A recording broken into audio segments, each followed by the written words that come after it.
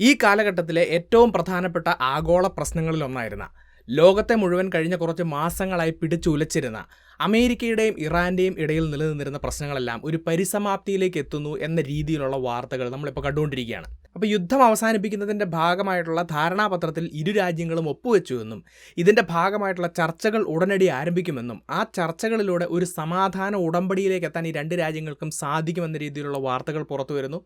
Hormuz കടലിടുക്കിലുള്ള blockade Iran അവസാനിപ്പിച്ചുവെന്നും അതിലൂടെയുള്ള ചരക്ക് ഗതാഗതം പുനരാരംഭിച്ചുവെന്നും അമേരിക്കയുടെ ഭാഗത്തു നിന്നുണ്ടായിരുന്ന നേവൽ ബ്ലോക്കേഡ് അവർ പിൻവലിച്ചു എന്ന വാർത്ത വരുന്നു. അതിൻ്റെ ഭാഗമായി ആഗോള മാർക്കറ്റിൽ എണ്ണയുടെ വില താഴുന്നുവെന്നും അതുപോലെ തന്നെ ആഗോള മാർക്കറ്റുകളിൽ അല്ലെങ്കിൽ സാമ്പത്തിക മേഖലയിലെല്ലാം ഒരു തിരിച്ചുവരവുണ്ടാകുന്നു എന്നുള്ള വാർത്തകൾ നമ്മൾ കണ്ടുകൊണ്ടിരിക്കുകയാണ്.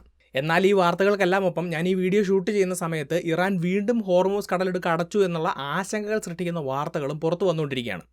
എന്നാലും ഏറെക്കുറെ ഈ യുദ്ധം ഒരു പരിസമാപ്തിയിലേക്ക് പോകുന്നു എന്നൊരു ശ്രുതിയാണ് എല്ലായിടത്തും നമ്മൾ കേട്ടുകൊണ്ടിരിക്കുന്നത്. അപ്പോൾ ഈ ഒരു സമയത്ത് ഇറാനെ മുട്ടുകുത്തിച്ചു, താൻ ജയിച്ചു എന്നൊക്കെ പറഞ്ഞ് വലിയ അവകാശവാദങ്ങളുമായിട്ട് അമേരിക്കൻ പ്രസിഡന്റ് ഡൊണാൾഡ് ട്രംപ് മുന്നോട്ട് വരുന്നു. എന്നാൽ ട്രംപാണ് തങ്ങളുടെ അടുത്ത് സമാധാന ഉടമ്പടിയുമായി മുന്നോട്ട് വന്നത്, തങ്ങളാണ് ജയിച്ചതെന്നുള്ള ഒരു അവകാശവാദം ഇറാനും മുന്നോട്ട് വയ്ക്കുമ്പോൾ ഈ ഒരു സമയത്ത് ഇപ്പോഴത്തെ അമേരിക്ക ഇറാൻ പ്രശ്നത്തിൽ ആരാണ് ജയിച്ചത്, ആരാണ് തോറ്റത്, അല്ലെങ്കിൽ ആർക്കാണ് ഒരു മേൽക്കൈ ലഭിച്ചത്, ആരാണ് കീഴടങ്ങിയത് എന്നുള്ളൊരു വലിയ ചോദ്യം മുന്നോട്ട് വരികയാണ്. ഇവിടെ പ്രധാനമായിട്ടും നമ്മൾ അനലൈസ് ചെയ്യേണ്ടത് രണ്ട് കാര്യങ്ങളാണ്. ഒന്ന്, ഈ ഒരു മെമ്മറാണ്ടം ഓഫ് അണ്ടർസ്റ്റാൻഡിങ്ങിൽ 14 പോയിന്റുകളിലാണ് ഈ രണ്ട് രാജ്യങ്ങളും ഒപ്പുവെച്ചിരിക്കുന്നത്. ഈ പോയിന്റുകളെ അനലൈസ് ചെയ്തുകൊണ്ട് ആർക്കാണൊരു മേൽക്കൈ അല്ലെങ്കിൽ ആരാണ് പിൻവാങ്ങിയത് നമുക്ക് മനസ്സിലാക്കാൻ സാധിക്കും. അതുപോലെ തന്നെ ഈ ഒരു യുദ്ധത്തിലേക്ക് കടക്കുമ്പോൾ അമേരിക്കയും ഇസ്രായേലും മുന്നോട്ട് വെച്ചിട്ടുള്ള ലക്ഷ്യങ്ങളിൽ ഏതൊക്കെ അവർക്ക് നേടിയെടുക്കാൻ സാധിച്ചു എന്ന് അനലൈസ് ചെയ്യുമ്പോഴും നമുക്ക് ആ ഒരു ഉത്തരത്തിലേക്ക് എത്താൻ സാധിക്കും. സോ ഇത്തരത്തിലുള്ള കാര്യങ്ങളാണ് നമ്മൾ ഇന്നത്തെ ഈ ഒരു വീഡിയോയിലൂടെ വിശദീകരിക്കുന്നത്. സോ നമുക്ക് വീഡിയോയിലേക്ക് കടക്കാം. My name is Alex. What I do is explain. Welcome to Alexplain.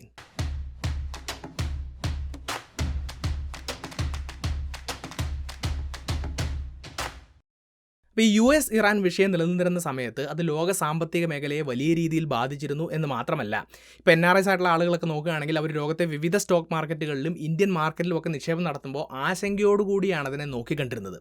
അപ്പോൾ നിലവിലത്തെ സാഹചര്യത്തിൽ യുദ്ധം അതിൻ്റെ പരിസമാപ്തിയിലേക്ക് പോകുമ്പോൾ ഇത്തരത്തിലുള്ള ആശങ്കകളൊക്കെ കുറയുന്നുണ്ടെങ്കിലും ഇന്ത്യൻ മാർക്കറ്റിൽ ഇൻവെസ്റ്റ് ചെയ്യുന്ന NRI ആയിട്ടുള്ള ആളുകൾ നേരിടുന്ന പ്രധാനപ്പെട്ട 3 പ്രശ്നങ്ങളാണുള്ളത്. അതാണ് TDS ഡിഡക്ഷൻ, അതുപോലെ തന്നെ പേപ്പർ വർക്ക്, അതുപോലെ തന്നെ നിങ്ങളുടെ പണം പിൻവലിക്കുന്നതുമായി ബന്ധപ്പെട്ടുള്ള പ്രശ്നങ്ങൾ.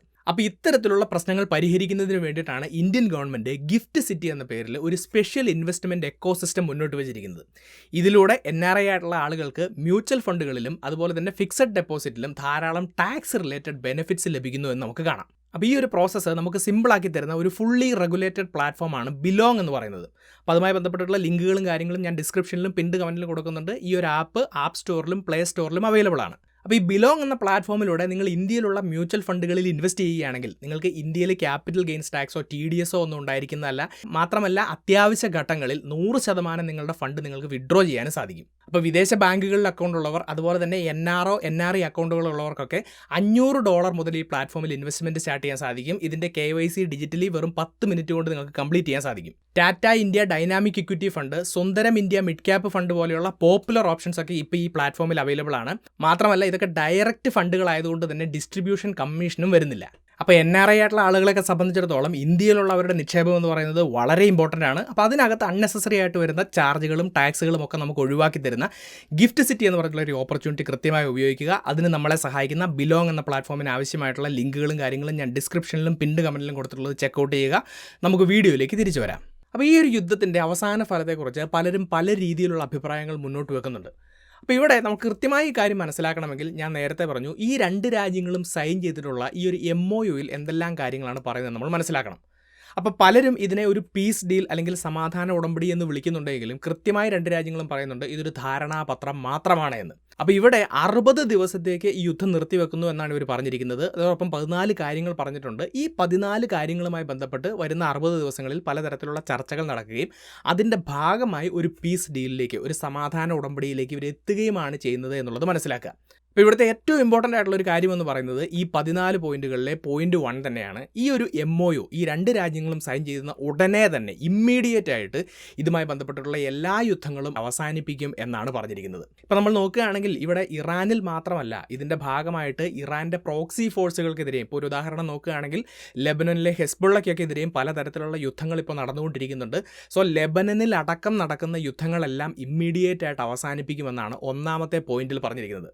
സോ ഇറാനിൽ സമാധാനം കൊണ്ടുവരാനും ഇറാൻ്റെ പ്രോക്സി ഫോഴ്സുകളെ സംരക്ഷിക്കാനും അവർക്ക് സാധിച്ചു എന്നത് ഒരു വലിയ കാര്യമായിട്ട് മാധ്യമങ്ങൾ മുന്നോട്ട് വെക്കുന്നുണ്ട്. അതുകൊണ്ട് തന്നെ ഈ ഒന്നാമത്തെ പോയിന്റിൽ ഇറാന് തന്നെയാണ് മുൻതൂക്കം കിട്ടിയിരിക്കുന്നത് എന്നാണ് എല്ലാവരും പറയുന്നത്. ഇനി ഇവിടുത്തെ രണ്ടാമത്തെ പ്രധാനപ്പെട്ട പോയിന്റ് എന്ന് പറയുന്നത് ഈ 2 രാജ്യങ്ങളും ഇറാനും അമേരിക്കയും ഈ 2 രാജ്യങ്ങളുടെയും സോവറിനിറ്റിയെയും ടെറിട്ടോറിയൽ ഇൻറ്റഗ്രിറ്റിയെയും മ്യൂച്വലി റെസ്പെക്റ്റ് ചെയ്തുകൊണ്ട് മുന്നോട്ട് പോകും. അതായത് ഈ 2 രാജ്യങ്ങളുടെയും പരമാധികാരത്തെയും അതുപോലെ തന്നെ ഈ 2 രാജ്യത്തിൻ്റെയും അതിർത്തികളെയും പരസ്പരം ബഹുമാനിച്ചുകൊണ്ട് മുന്നോട്ട് പോകുമെന്ന് പറഞ്ഞിരിക്കുന്നു. മാത്രമല്ല ഈ 2 രാജ്യങ്ങളും മറ്റ് രാജ്യങ്ങളുടെ ആഭ്യന്തര കാര്യങ്ങളിൽ ഇടപെടുകയില്ല എന്ന് പറഞ്ഞിരിക്കുന്നു. ഇപ്പോൾ ഈ യുദ്ധം ആരംഭിച്ച സമയത്ത് അമേരിക്കയും ഇസ്രായേലും മുന്നോട്ട് വെച്ച വളരെ പ്രധാനപ്പെട്ട ഒരു കാര്യമെന്ന് പറയുന്നത് ഇറാനിലെ അധികാര മാറ്റം അല്ലെങ്കിൽ റെജീം ചേഞ്ച് എന്ന് പറഞ്ഞിട്ടുള്ള ഒരു കാര്യമായിരുന്നു. അപ്പോൾ ഇറാൻ്റെ തലവനായിട്ടുള്ള ഖമേനിയെ കൊല്ലാൻ അമേരിക്കയ്ക്കും ഇസ്രായേലിനും സാധിച്ചുവെങ്കിലും ഇപ്പോഴും അതേ ഭരണകൂടം തന്നെയാണ്, അതേ അധികാര കേന്ദ്രം തന്നെയാണ് മുന്നോട്ട് പോകുന്നത് എന്ന് നമുക്ക് കാണാം. ഇനി മുതൽ ആ അധികാര മാറ്റത്തിന് വേണ്ടി ഇവർ ശ്രമിക്കുകയില്ല. മാത്രമല്ല പരസ്പരം ബഹുമാനിച്ചുകൊണ്ട് അല്ലെങ്കിൽ ആഭ്യന്തര കാര്യങ്ങളിൽ ഇടപെടാതെ മുന്നോട്ട് പോകും എന്ന് പറയുമ്പോൾ ഇറാനിലെ ഭരണകൂടത്തിനാണ് ഈ പോയിന്റിലൂടെ ഒരു മുൻതൂക്കം കിട്ടിയിരിക്കുന്നത് എന്നുള്ള കാര്യം മനസ്സിലാക്കുക. ഇനി ഇവിടുത്തെ അടുത്ത ഒരു പോയിന്റാണ് ഏറ്റവും പ്രധാനപ്പെട്ടത്. അത് ഇറാനെയും അമേരിക്കയും മാത്രമല്ല ഈ ലോകത്തെ മുഴുവൻ ഇമ്പാക്റ്റ് ചെയ്യുന്നൊരു പോയിന്റായിട്ട് മുന്നോട്ട് വെച്ചിരിക്കുന്നത് ഹോർമൂസ് കടലിടുക്ക് ഉടനടി തുറക്കും. ഹോർമൂസ് കടലിടുക്കിന് മുകളിലുണ്ടായിരുന്ന എല്ലാ നിയന്ത്രണങ്ങളും ഇറാൻ എടുത്തു മാറ്റും. മാത്രമല്ല അമേരിക്കയുടെ ഭാഗത്തു നിന്ന് ഇവിടെ ഒരു നേവൽ ബ്ലോക്കേഡ് ഉണ്ടായിരുന്നു, ആ ബ്ലോക്കേഡ് അമേരിക്ക അവസാനിപ്പിക്കും. അതുപോലെ തന്നെ ഇറാൻ ഈ പറഞ്ഞിട്ടുള്ള സ്ട്രെയിറ്റ് ഓഫ് ഹോർമൂസിലുണ്ടായിരുന്ന ഇറാൻ്റെ സീ മൈനുകളെല്ലാം എടുത്തു മാറ്റും. ഇങ്ങനെയൊക്കെയുള്ള പല കാര്യങ്ങളിലൂടെ പറഞ്ഞിരിക്കുന്നത് കാണാം. അപ്പോൾ ഇതിൻ്റെ ഭാഗമായി തന്നെ കപ്പൽ ഗതാഗതം ഈ ഒരു ഹോർമൂസ് സ്ട്രെയിറ്റിലൂടെ ആരംഭിച്ചു എന്നുള്ള വാർത്തകൾ നമ്മൾ കാണുന്നു. എണ്ണവില താഴേക്ക് പോകുന്ന വാർത്തകൾ കാണുന്നു. മാത്രമല്ല ഇത് ലോക സാമ്പത്തിക മേഖലയ്ക്ക് പുതിയൊരു ഉണർവ് നൽകിയിരിക്കുന്നതാണ്. അപ്പോൾ ഈ ഒരു തീരുമാനത്തിലൂടെ അമേരിക്കയ്ക്കാണോ ഇറാനാണോ മുൻതൂക്കം ഉണ്ടാകുന്നതെന്നൊരു ചോദ്യമേ നിലനിൽക്കുന്നില്ല. ലോകം മുഴുവൻ അല്ലെങ്കിൽ ലോക സാമ്പത്തിക മേഖലയ്ക്കും വ്യാപാര മേഖലയ്ക്കുമൊക്കെ വലിയ ആശ്വാസം നൽകുന്ന ഒരു തീരുമാനമാണിത് എന്ന് നമുക്ക് കാണാം. സോ അവിടെ ഉണ്ടായിരുന്ന ഇറാൻ്റെ ആ ഒരു ബ്ലോക്കേഡ് എടുത്തു മാറ്റാൻ സാധിച്ചതിലൂടെ ഇത് തങ്ങളുടെ വലിയ വിജയമാണ് എന്ന് അമേരിക്ക അഭിപ്രായപ്പെടുകയും ചെയ്യുന്നുണ്ട്.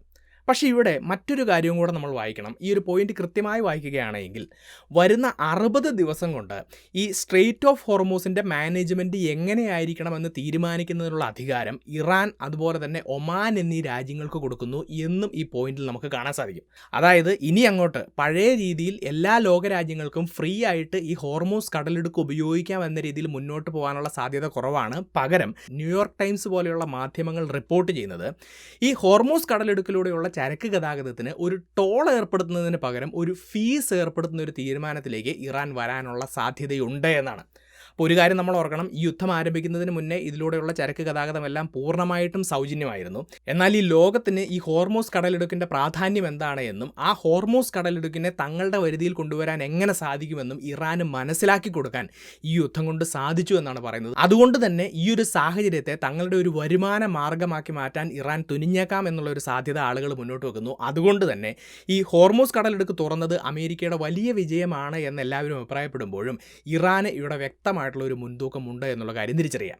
ഇനി ഈ ധാരണാപത്രത്തിലെ അടുത്ത ഒരു പ്രധാനപ്പെട്ട ഭാഗം ഇറാനെ സംബന്ധിച്ചിടത്തോളം വലിയ രീതിയിലുള്ള ഒരു മുൻതൂക്കം കൊടുക്കുന്നുണ്ട് എന്ന് കാണാം. അപ്പോൾ നമ്മൾ പോയിന്റ് 7, പോയിന്റ് 10, പോയിന്റ് 11 ഇവ പരിശോധിക്കുകയാണെങ്കിൽ ഒരു പ്രധാനപ്പെട്ട കാര്യമെന്ന് പറയുന്നത് ഇപ്പോൾ നമ്മൾ നോക്കുമ്പോൾ അമേരിക്കയുടെയും പാശ്ചാത്യ രാജ്യങ്ങളുടെയും ഭാഗത്തു നിന്ന് ഇറാനെതിരെ പലതരത്തിലുള്ള ഉപരോധങ്ങൾ അല്ലെങ്കിൽ സാങ്ഷനുകൾ കാലാകാലങ്ങളായിട്ട് നിലനിൽക്കുന്നുണ്ടായിരുന്നു. അപ്പോൾ സാമ്പത്തികമായിട്ടും അല്ലാതെയും ഒക്കെയുള്ള ഒരുപാട് ഉപരോധങ്ങളുണ്ടായിരുന്നു. എന്നാൽ ഈ ഉപരോധങ്ങളെല്ലാം ഇമ്മീഡിയറ്റ് ആയിട്ട് ടെർമിനേറ്റ് ചെയ്യാൻ തീരുമാനിച്ചിരിക്കുകയാണ്. ഇറാന് മേലെയുള്ള ഉപരോധങ്ങളെല്ലാം ഇല്ലാതാകുന്നു എന്ന് മാത്രമല്ല, മറ്റൊരു പോയിന്റിൽ പറഞ്ഞിരിക്കുന്നത് ഇറാൻ്റെ വിദേശ രാജ്യങ്ങളിലുള്ള അസറ്റുകളെല്ലാം ഫ്രീസ് ചെയ്ത് വെച്ചിരുന്നു. ആ ഒരു നടപടിയിൽ നിന്നും അമേരിക്ക പിന്നോട്ട് പോവുകയാണ്. അപ്പോൾ ഇറാൻ്റെ നേതാക്കന്മാർക്കും അതുപോലെ തന്നെ ഇറാൻ എന്ന രാജ്യത്തിനും വിദേശ രാജ്യങ്ങളിലുള്ള സ്വത്തുക്കളെല്ലാം അവർക്ക് അവൈലബിൾ ആക്കുന്ന ഒരു നിലപാടിലേക്ക് പോവുകയാണ്.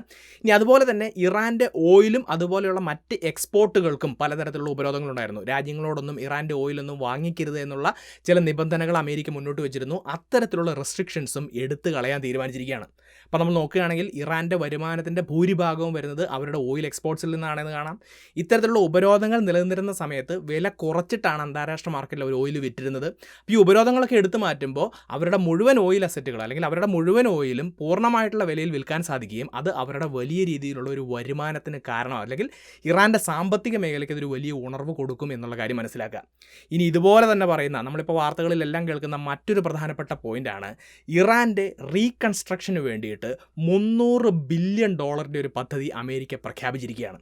ഇത് കേൾക്കുമ്പോൾ ചില വാർത്തകളിലൊക്കെ പറയുന്നത് അമേരിക്കയിൽ നിന്നും $300 ബില്യൺ ഇറാന് കൊടുക്കുമെന്നാണ്. എന്നാൽ അങ്ങനെയല്ല. യുദ്ധം മൂലം തകർന്ന ഇറാൻ്റെ റീകൺസ്ട്രക്ഷൻ നടത്തുന്നതിന് വേണ്ടിയിട്ട് വിവിധ വിദേശ രാജ്യങ്ങൾ അതുപോലെ തന്നെ പ്രൈവറ്റ് കമ്പനികളൊക്കെ അവിടെ ഏകദേശം $300 ബില്യൺ ഇൻവെസ്റ്റ്മെൻറ്റ് നടത്തുന്ന അല്ലെങ്കിൽ ആ ഒരു റീകൺസ്ട്രക്ഷൻ്റെ പ്ലാൻ മുന്നോട്ട് വെക്കും എന്നാണ് ഇവിടെ പറഞ്ഞിരിക്കുന്നത്.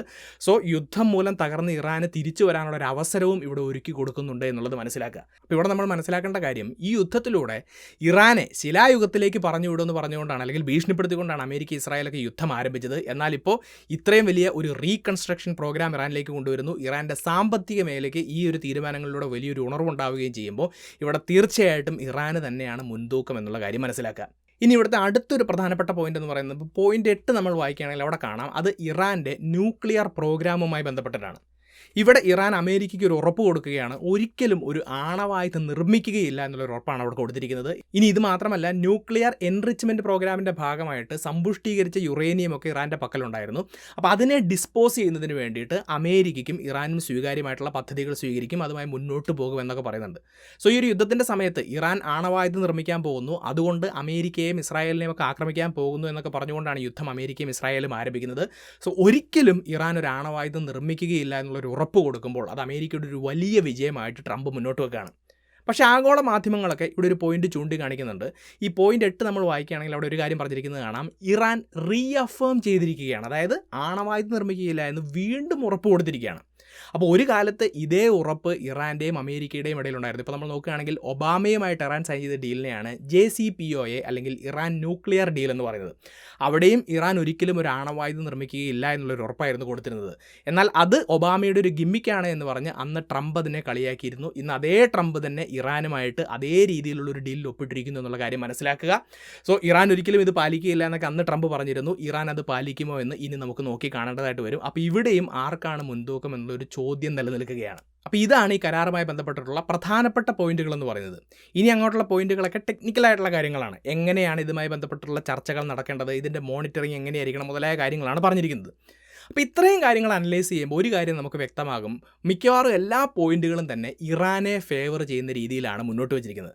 സോ രണ്ട് രാജ്യങ്ങൾ തമ്മിൽ യുദ്ധം നടത്തിയതിന് ശേഷം ഒരു രാജ്യത്തെ ഫേവർ ചെയ്യുന്ന രീതിയിലുള്ള ഒരു സമാധാന ഉടമ്പടിയിലേക്ക് പോകുമ്പോൾ ഇവിടെ ആർക്കാണ് മുൻതൂക്കം, ആരാണ് ഒരു പിൻവലിയ സ്വഭാവം കാണിക്കുന്നത് എന്ന് ഇപ്പോൾ നിങ്ങൾക്ക് വ്യക്തമായിട്ട് മനസ്സിലായിട്ടുണ്ടാകുമെന്ന് വിശ്വസിക്കുന്നു. ഇനി നമുക്കിതിനെ മറ്റൊരു രീതിയിലും അനലൈസ് ചെയ്യാം. ഞാൻ ആദ്യം പറഞ്ഞതുപോലെ ഈ യുദ്ധത്തിലേക്ക് കടക്കുമ്പോൾ അമേരിക്ക എന്തൊക്കെ ലക്ഷ്യങ്ങളായിരുന്നു മുന്നോട്ട് വെച്ചത്, ഈ യുദ്ധം അവസാനിക്കുമ്പോൾ ആ ലക്ഷ്യങ്ങളെല്ലാം നേടാൻ അമേരിക്കയ്ക്ക് സാധിച്ചിട്ടുണ്ടോ?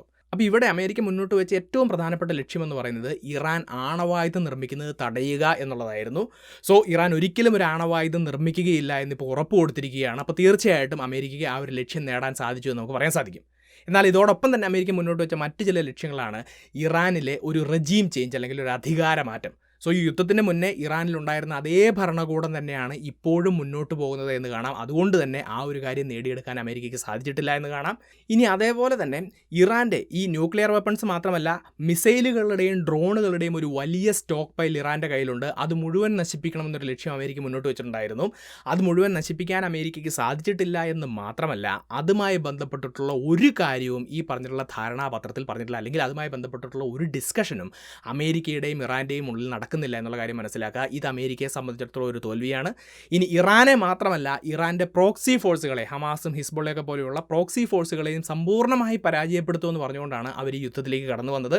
എന്നാൽ ഇറാനുമായിട്ടുള്ള യുദ്ധം അവസാനിപ്പിച്ചു എന്ന് മാത്രമല്ല, ഹെസ്ബുള്ള പോലെയുള്ള ഇറാൻ്റെ പ്രോക്സികൾക്കെതിരെ ഇപ്പോൾ നടത്തുന്ന യുദ്ധവും ഉടനടി അവസാനിപ്പിക്കാമെന്നുള്ളൊരു തീരുമാനത്തിലേക്ക് അമേരിക്ക എത്തിയിരിക്കുകയാണ്. സോ അമേരിക്ക മുന്നോട്ട് വെച്ചിട്ടുള്ള പല ലക്ഷ്യങ്ങളും നേടാതെയാണ് അവർ ഈ യുദ്ധം അവസാനിപ്പിച്ചിരിക്കുന്നത് എന്നുള്ള കാര്യം മനസ്സിലാക്കുക.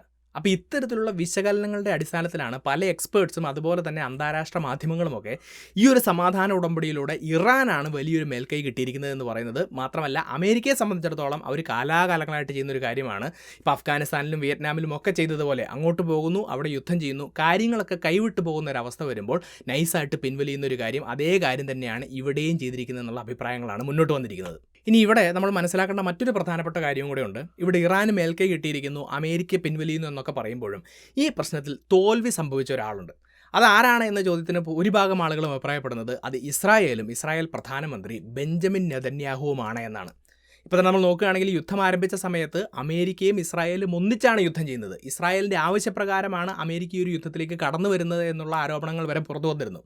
എന്നാൽ ഈ ഒരു സമാധാന ഉടമ്പടിയിലേക്ക് വരുമ്പോൾ ഇവിടെ ഇറാനും അമേരിക്കയും മാത്രമേ ഉള്ളൂ. ഇസ്രായേൽ ഈ പിക്ചറിലേ ഇല്ല എന്ന് നമുക്ക് കാണാം. എന്ന് മാത്രമല്ല ഈ സമാധാന ഉടമ്പടിയെ വിമർശിച്ചുകൊണ്ട് ഇസ്രായേൽ മുന്നോട്ട് വന്നിരിക്കുകയാണ്. ഇസ്രായേലിനെതിരെ അമേരിക്കയുടെ ഭാഗത്തു നിന്നും അമേരിക്കൻ പ്രസിഡന്റ് ട്രംപിൻ്റെ ഭാഗത്തു നിന്നും ശക്തമായിട്ടുള്ള വാക്കുകളാണ് പുറത്തു വരുന്നത്.